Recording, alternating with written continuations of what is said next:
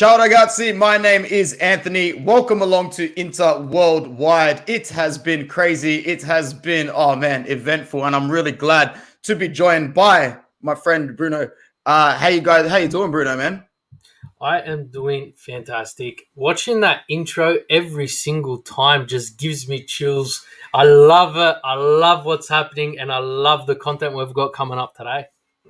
Man, it's going to be good. So big shout out to anybody that tunes into this video. We are recording it at 1 p.m. on a Friday. Kickoff time for this particular match day that we are previewing is Atalanta at 2 a.m. on a Sunday. So I will just tell people that are watching that we are doing this a little bit early. So any lineups that we talk about today are maybe slightly subject to change, but I'll give it my best crack. Guys, I've got a little bit of an exciting thing to show you. Bruno knows what it is. A couple of people know what it is. So without further ado, I'm just going to run it. So enjoy.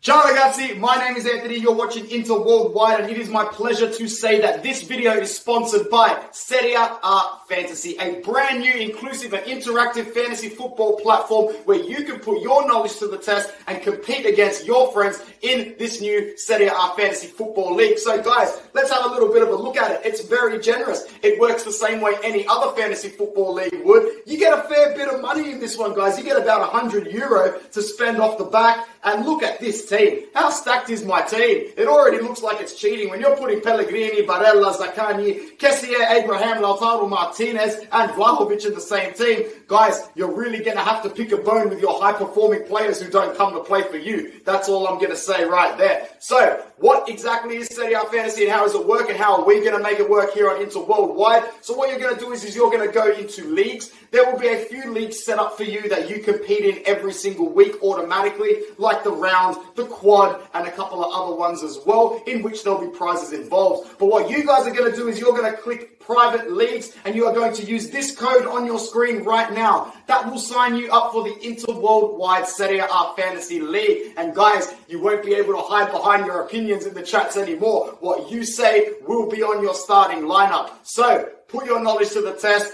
Let's walk the walk as well as talk the talk. Guys, the schedule and results will always be up for you to look at as well. And the best part about it, there are many great prizes to be won. First place in one of the regular weekly or quad competitions will get you a second place Serie A scarf. Third place is a potential cup or hat. But the first prize is a jersey. You're going to want those kits. Those are good kits. More importantly, first place in the overall competition is a PS5. Second place is an iPod 8. And there's some AirPods to be won as well. Amazing prizes. Rules are up on the screen as well, guys. You end up with 3 forwards, 5 midfielders, 5 defenders, and 2 goalkeepers. You can choose your formation, and your players will get points based on how they perform. It's not necessarily just about having them in the right position. As long as you got your defenders in, your midfielders in, your attackers in, you will be fine. Same rules pretty much as every other fantasy league that you go into. You will get unlimited free transfers in your first week. However, they will be costly after that. You get 1 free transfer per week after that. Guys, that's all from us here at Inter Worldwide. But please, there's the code. Links in the description for Serie A Fantasy. I look forward to playing against you guys. Forza Inter Worldwide. Forza Serie A Fantasy. Ciao ragazzi. Yes, I did do it in one take, Matt Pickham. You know what it is, man. Come on. What I was going to say is, Bruno, I already used my free sub, bro, because Zaccagni isn't playing for Lazio this weekend, and I can't keep him in the midfield, bro. I can't even remember if he was in my initial midfield, but he was in there, and I took him out already. It's a spoil. You get spoiled, bro. They give you a lot of money on this app, so I'm just going to run with it and enjoy the players that I've got on my team, bro. You already thinking of who you're going to put in? Mate, I have been waiting for this. I've been doing Premier League fantasy for so long, and you just have these bootleg versions of the Serie A fantasy and you lose interest, but the prizes are legit. Everything's legit. And you know what? Finally, I get to put it on you when I have Honda in goals and he scores big, mate. He scores me big, and Vecino has a big game ahead of him. Bro, I was about to say. Wonder why Bruno has them in his team. Don't you worry. But boys, while we jump into the comments quickly, because we are loving the love we have here, guys. It is absolutely phenomenal. Before we get into it, this has been on the radar for a bit. It is exciting, and you know what? The OGs, Biggie, you're calling us the OGs. You guys are the true OGs here. You know, always in the comments, boys. We're loving it. fantastic sponsors reached out to us. But don't worry, we will not be stopping here. And this is the first of many. So, That's guys, the first thing that's ever happened, man. Guys, I'm even gonna say like calma, tranquilo, but we love the love and we love all of you guys, man. So big up to everybody that's here. I'll go out. What's going on, Tim? Good to hear from you. Happy school holidays still. Vikram, I know you already signed up as well today, so thanks a lot, brother.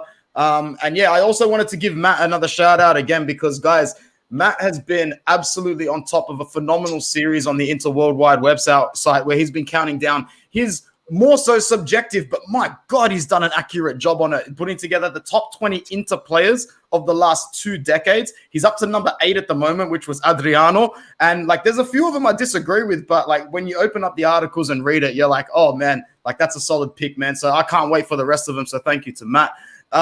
Yeah, Bruno, without further ado, before we go into the fixture, we have won 4 games out of 5 this season, bro. It's a great start to the campaign. We come up in match day 6 knowing that 3 points here today would silence even the most cynical of fan or rival, man. It really would. It's a big game. It's at home.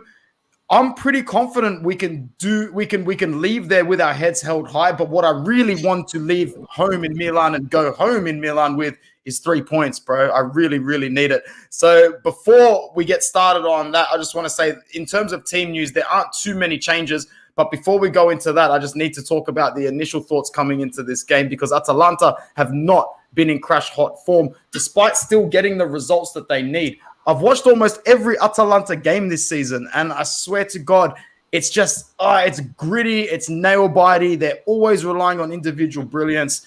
I thought the Gasperini train was going to slow down this season. I still think it is going to slow down this season, and I want us to be the Nerazzurri that puts them in place, bro. Bruno, what are you saying about Atalanta? look, I think that Atalanta have sort of gotten their priorities in line this season.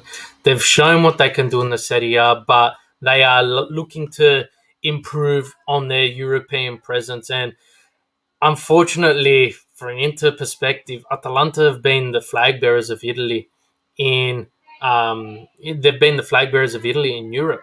Yep. They've had some amazing performances last season. They didn't do too well, but at the same time, they're performing, and that's what we like to see. So both Inter and Atalanta do have a Champions League fixture midweek. So I don't know if the managers' heads are there.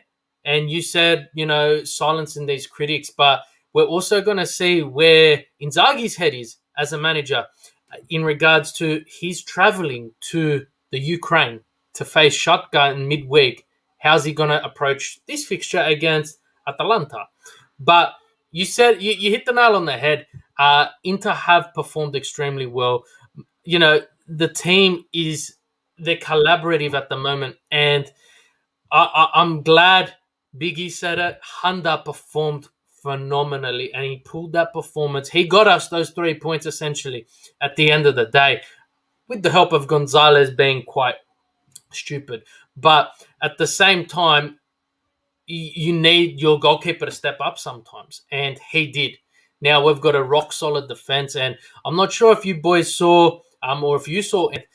Samir released a graphic earlier, and he covered 18 goals scored, 11 different goal scorers. That says something about the team. Well, we needed to replace how many goals that Lukaku was basically scoring last season, and everybody was having a field day online talking about how we weren't going to replace them. So we went one better with replacing Lukaku, and we've just started to dividend the goals out. So before we go into the lineups, I want to go into a few more comments because I've been in this bad habit lately of like clustering the comments back and forth. So cheers to Matt Pickham. Number 7 drops in a couple of hours. I can already pick the last 6 or 7 that are going to be, but I can't pick the order. So I'm so keen to hear what they are, man. I'm so keen. Yep. Biggie, I'm about 1.5 minutes away from going into Atalanta's team news. And I do know that they are without Muriel. I didn't know they were without Pessina because I thought they were out without Hateboer. So if they're without those 3, then I'm very sort of positive. Zarok77, I've never seen you comment here before. So benvenuti, welcome to the channel. If you are new, please like and subscribe, man, and you're in for a treat if you've just joined us now. Robin Gosens is their key player. Dumfries required from minute 100%. That was literally my first talking point in the starting lineup. We're going to get to that. Vikram last week was a real test, but I don't think we can get 6 points against both Atalanta and Shakhtar. We've been playing games every 3 days. I get the pessimism as an Inter fan, but also at the same time, I'm going to ride the wave of confidence while it comes, because they deserve full credit for what they've been doing. Not just that, you can't be a champion team without facing these dilemmas in regards to fixture congestion. We may have played a midweek match day, but everywhere across Europe is doing the same, except bar Germany. France played in 8 hours 10 fixtures to get one match day out of the way.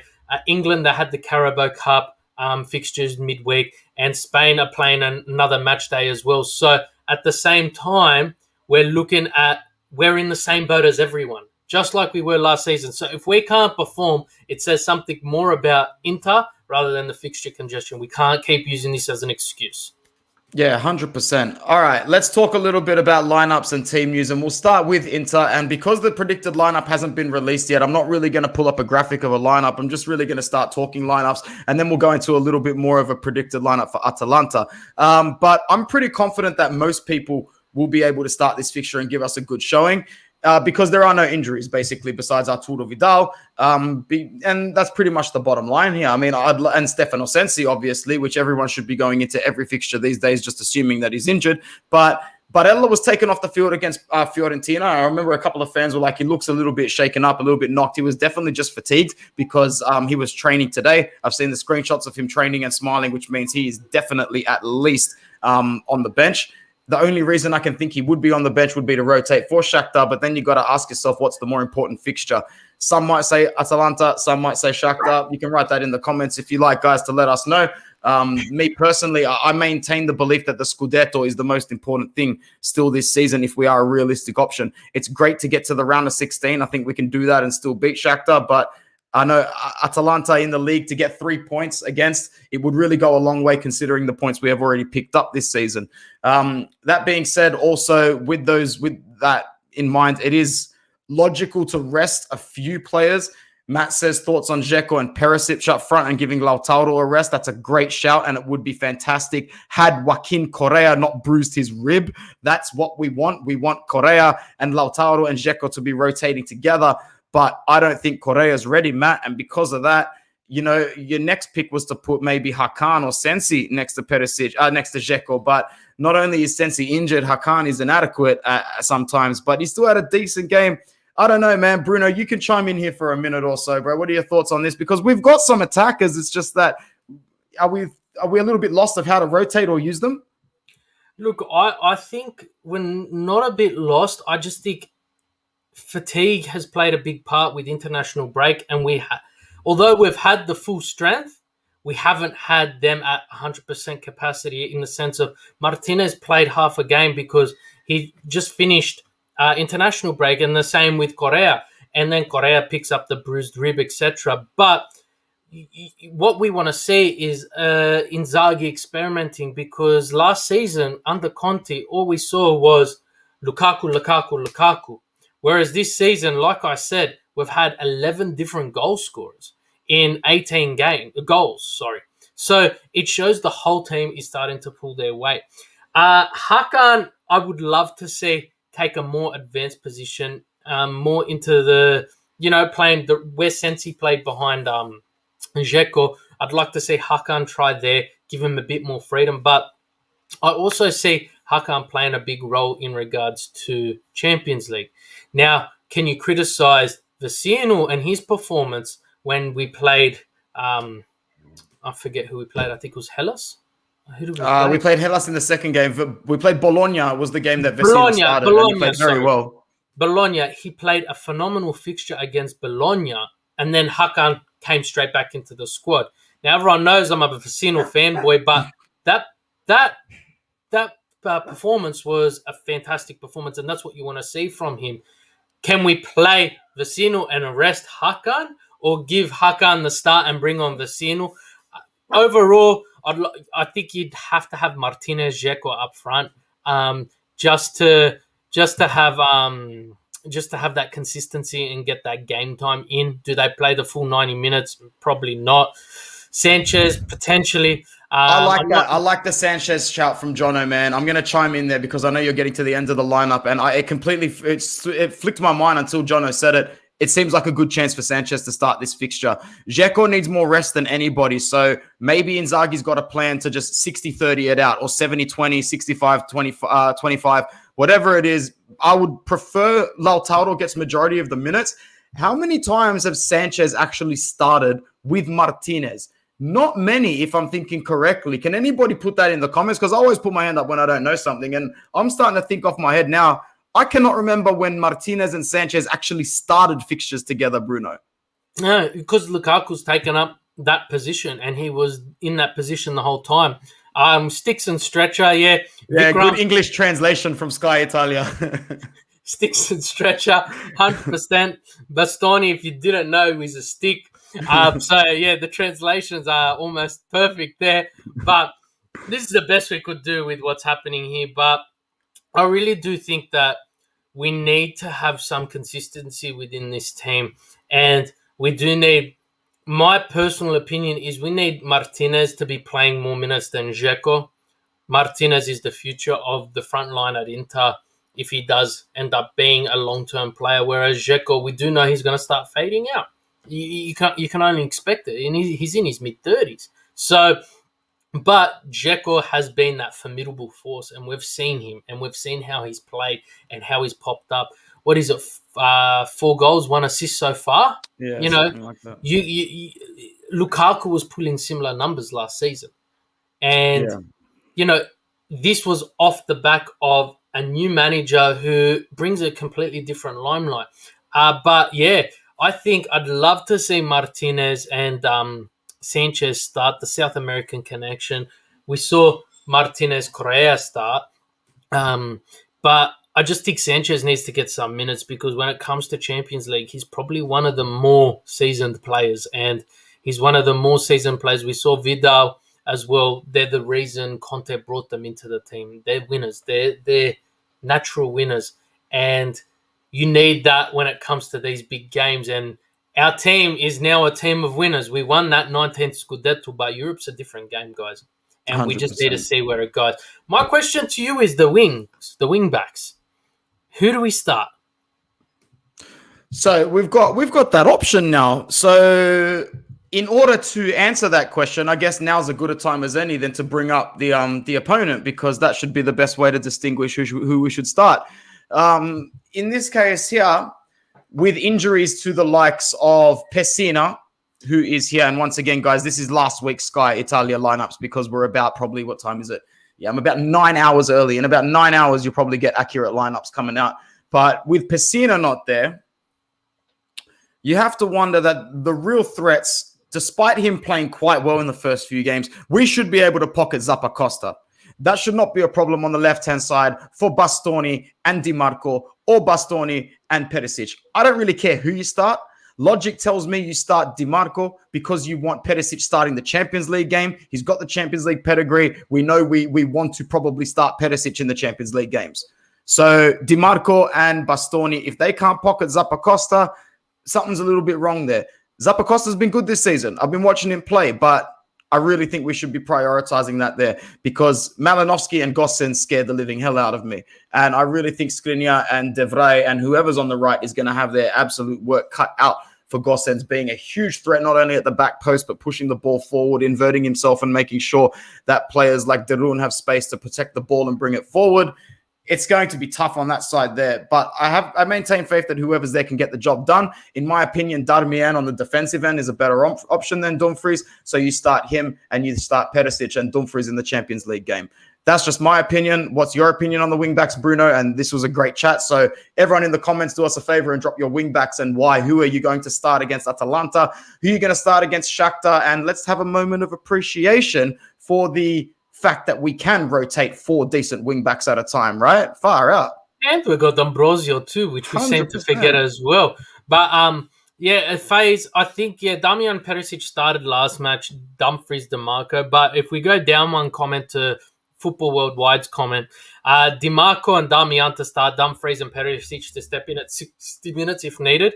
And I think that's a great analysis there, because you would want to start Dumfries and Perisic in the Champions League.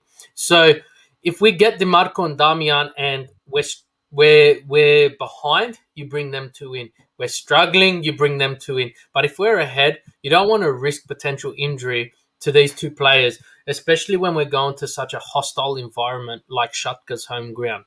We know what it's like. This isn't the Schalke we've played twice last season and once the season before in the Europa League. This is a Schalke with a home crowd. So the home crowd is, I don't know if anyone knows, because we haven't really seen much of Schalke with crowds since Inter's return to some form of glory in that sense, but it's a hostile environment. It's a place you do not want to be playing and needing points, because, Oh, yeah, no, go. because it's something you need, and you need your best players to be readily fit. So you don't want to be risking Dumfries when we've got quality, right? You want to risk Barella because we haven't got the best sort of midfield, because what you're going to bring Gagliardini or Vecino to replace what is a phenomenal Barella on his average day. So I think we've got the quality, and you hit the nail on the head, and we're spoiled for choice here. You know, last season we had Young, which we were highly critical of, and Perisic, whereas this season we've got DeMarco and Perisic, as well as Damian, who can transition onto that side. And then on the other side, you got Dumfries, Damian, as well as D'Ambrosio. So we've got potentially three on each side that we can rotate. This is a fantastic problem to have for a manager like Inzaghi. For sure. Shout out to Ashley Young, who missed a penalty for Aston Villa against Chelsea in the EFL Cup. I stand with you, bro. I hate seeing him unhappy. I love him so much. Zadok says to start Perisic with Atalanta and Perisic in the Champions League as well. My God, on the Perisic bandwagon, bro. I see why, man. I'm never going to be critical of him, because even when he does have those games where it looks like he's fatigued, it probably is because he is drastically fatigued. We do sometimes ask a lot of Ivan Perisic in that particular position in the tactical setup at his age, because he has proven at his age to defy, the norms of physicality. He is a very fit physical player, and we're still very lucky to have him.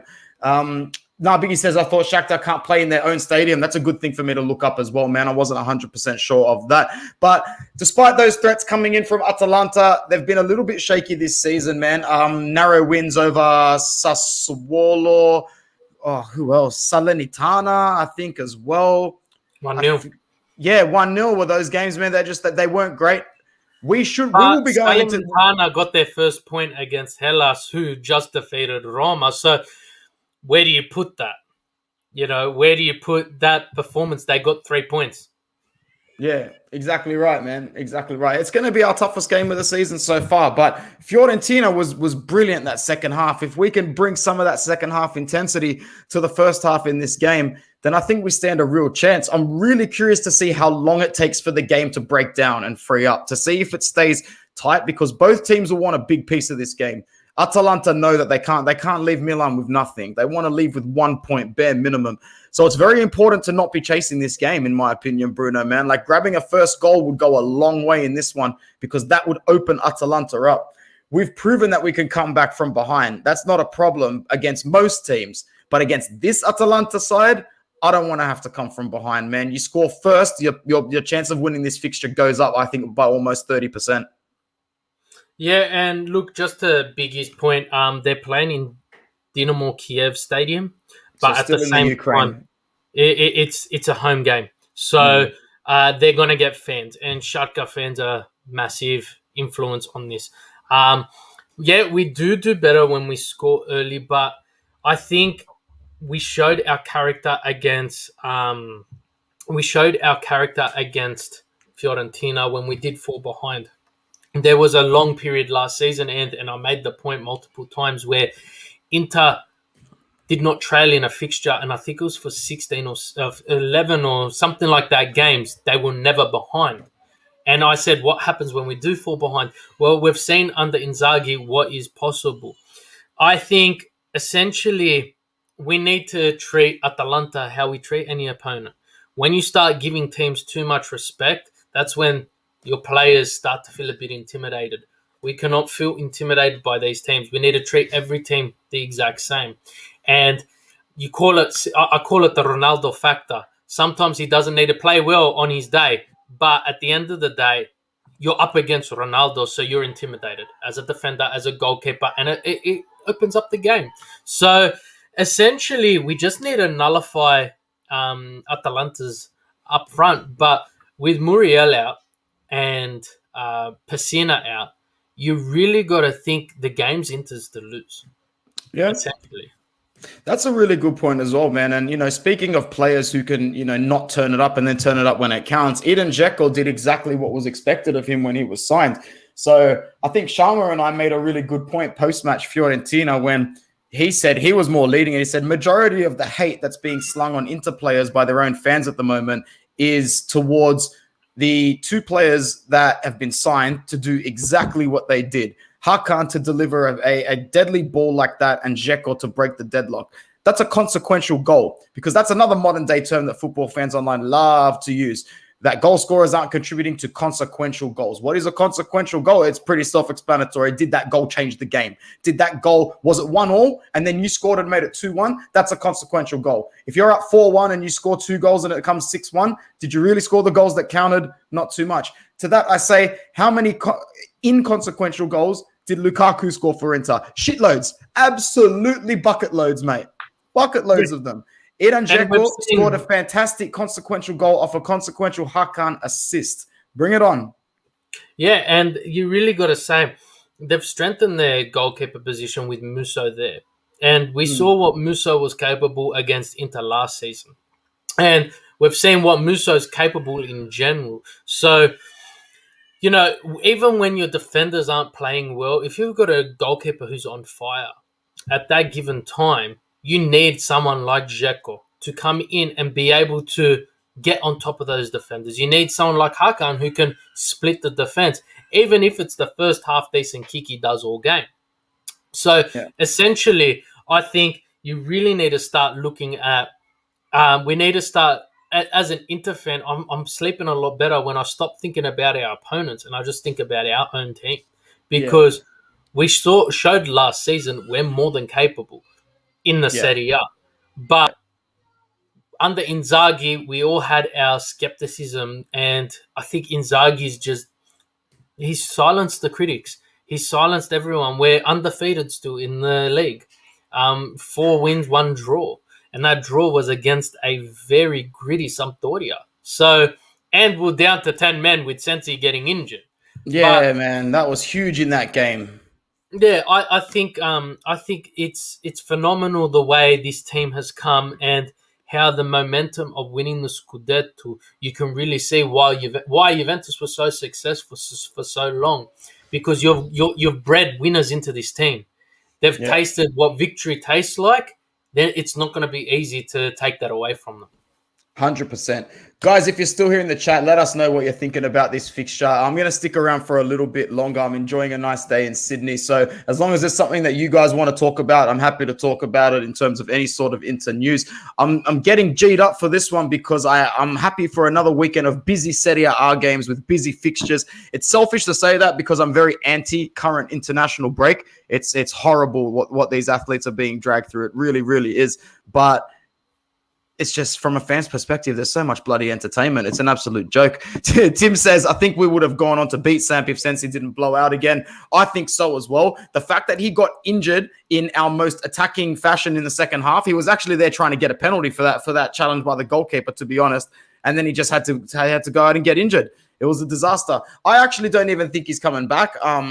Definitely until January, at least. I mean, even if he was fit again, Inzaghi's just going to be another manager that isn't going to rush him back. So I don't even want to talk about Mount Sensi too much, to be honest, until he strings 3 or 4 decent games together. I've been really happy with the conversation we've had today, Bruno and I, with our wing backs, because it's a good luxury to have, especially considering we were very vexed with our whole fullback situation for God knows how many years under how many managers.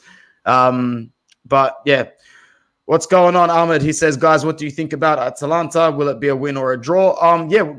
We haven't even done our predictions, So we might as well do those now. Thanks, Ahmed, man. Bruno started last game. You picked 2-1 Inter against Fiorentina. And I did the safety net and went 1-1. So I can't be that guy. I can't be that guy this time, even if it is Atalanta. But there's going to be goals. I'm sticking with the same goal scoreline, 2-1 Inter. I think it will be a tight game.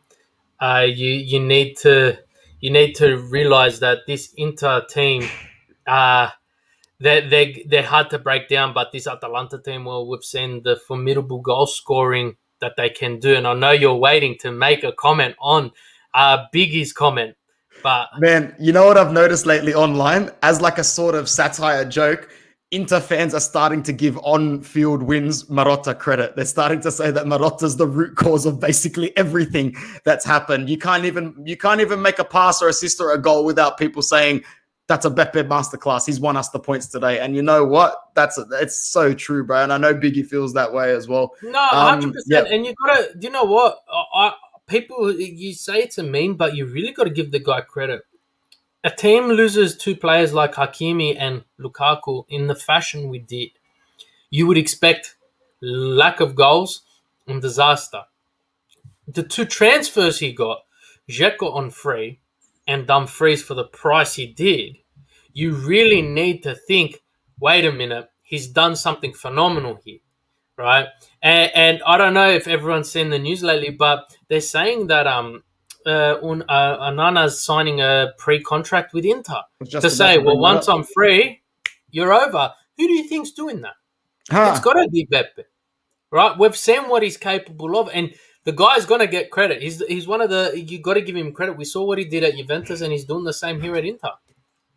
Yeah, man, he really truly is. There's no ifs, ands, or buts about it. So he's just been absolutely brilliant. Like from the moment he's come here, bringing in that sort of stability into a locker room that was so disrupted by so many egos in there. Like he even got Ivan Perisic out and brought him back to contribute to the Scudetto. I mean, that's something else. Regarding Onana, look, we're going to need a keeper of his stature and quality. And I'm not going to lie, I'm a little bit skeptical considering how long he's been out of the game first team, but he's not an on-field player. And I'm just going to come out and say it must be easier to adapt as a goalkeeper than an on-field player after some time out. It just makes sense. So having him there, but getting him in January would definitely scream we are not confident in Handanovic to close out the season.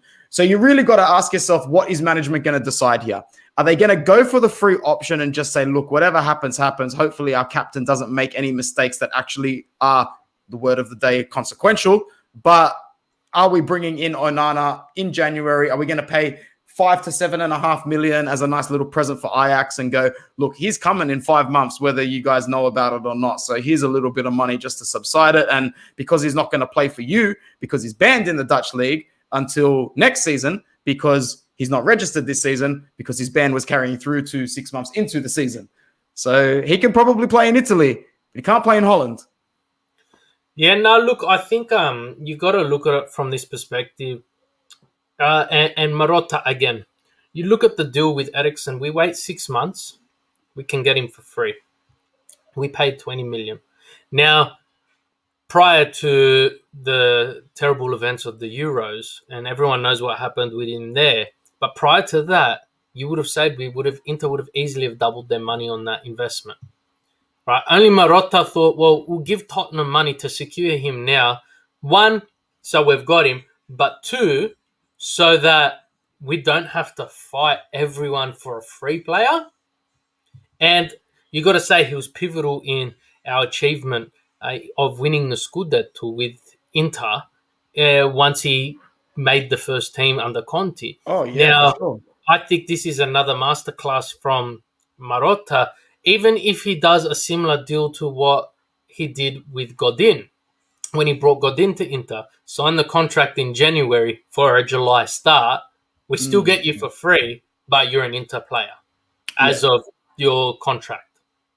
Yeah, fair enough, man. I'm all for it. It looks like the wheels are in motion.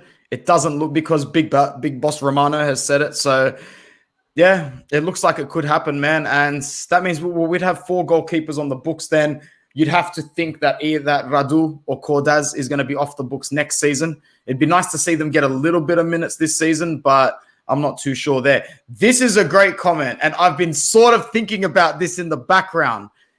Eriksen played at Ajax. Now, we know that there has been rumors linking him back there pretty much from day one. Now that Eriksen will be even 6 months further down his contract, could we entertain a swap there with that? In my opinion, I think we could. It's still a pretty sensitive topic to talk about, in terms of like when it comes down to monetary situations and stuff like that. I think personally, we make no mention of Eriksen and leaving the club, essentially because I think Inter's made it clear they want him to stay there. And pending everything with the pacemaker and all of that stuff, it may not be possible. And when that day comes, well, we talk more about it. But I don't think there's any intention on Inter not fighting for him to stay within the Serie.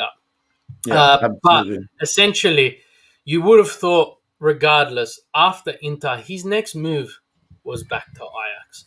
You would have thought it was the homecoming everyone was waiting for. And this was prior to the Euros and everything. Even when we signed him, I said, well, once he's done with Inter, if he achieves everything, he'll probably end up going back to Ajax, making that, that homecoming everyone wishes to see. And I think it's probably still because they're a bit more flexible, isn't it? Dali Blind, he plays for them, and he's got the heart monitor, etc. So they're a bit more flexible in those rules. Do we entertain the idea of swapping him in January? No, we don't, because at the end of the day, he is still an Inter player, and Inter's been extremely respectful of his situation as is, and I think they will continue to be very respectful, and they're going to give Eriksen every possible chance to play again in this jersey. Yeah, well said, man. Well said. I'm really looking forward to Atalanta, 2 a.m. on Sunday.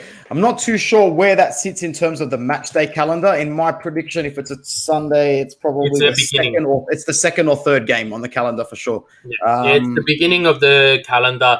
You'll find that the Champions League teams play generally very early on the match day prior to Champions League, just especially for those who have to travel to the Ukraine. Oh, Bruno, we're not sleeping from like Saturday all the way till Monday. You've got United and playing Chelsea and City playing at 9:30 Saturday our time. But Milan play Spezia at 11. Straight after that, Inter play Atalanta.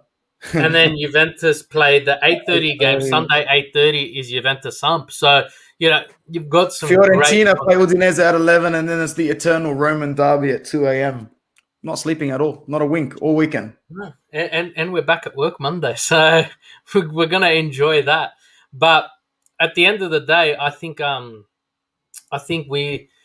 Inter did this towards the second half of last season after Milan were winter champs, where Inter were playing well before the other teams. So after their victory, they're on top of the table. So it applies that pressure onto the rest of the teams. And it seemed to have worked for us then. So I'm really liking these early kickoffs for us, especially for us, because I'd rather wake up at 2 a.m. on a Sunday morning rather than a Monday morning. That's for sure. Yeah, fair enough, man. Fair enough. This is a good comment here from our friend Ricky Buzz. Can we go for Van der Beek at United? He's being shafted out of that team by Ole Gunnar Solskjaer. He's sort of the perfect player that we need at Inter, because without Eriksen and Sensi, we are lacking that sort of technical type midfielder that can win solid fouls, get the ball through tight spaces and distribute it back out while also join the attack. In terms of players that we need the most, we actually don't need anything besides a player that has the qualities of a Van der Beek. It's a very mature thing that we would do, and therefore I would love for it to happen, man. So thanks, Ricky, for that comment.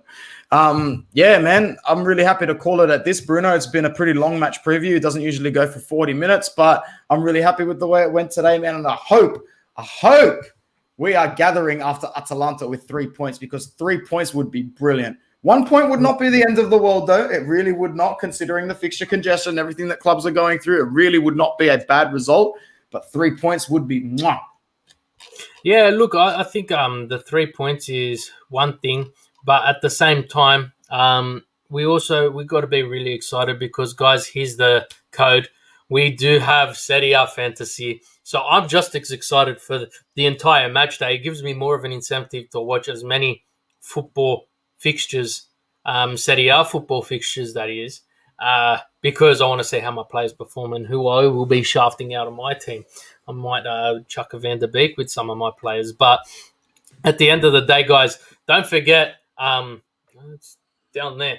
That's the code to enter our Inter Worldwide League. It's not limited just to Inter fans, that is for sure, because you know what? How do you have other fans? You know, you can criticize them all, but there's our league code. As Anthony pulls it up, a lot more professionally than me. So guys, get excited. Get excited. Let me tell you, there is much more in the pipeline. That's for sure. 100%. Thank you so much, Bruno, for joining us for this match preview. It's been a good start to the season. Let's go with another 3 punti. Thank you to everybody in the chat. Make sure you leave a like before you leave. Plug it, share it all around from all of us here at Inter Worldwide. Forza Inter. Bruno, do you have anything else to say before I leave? I just want to say a big happy birthday to our G, Christian Rivas, who isn't on stream with us today, but I'm sure he'll be tuning in. He'll be able to catch the message. So, guys, send your love to Christian because he is a valued member of Inter Worldwide. Beautiful. Thank you, brother. Ciao, boys.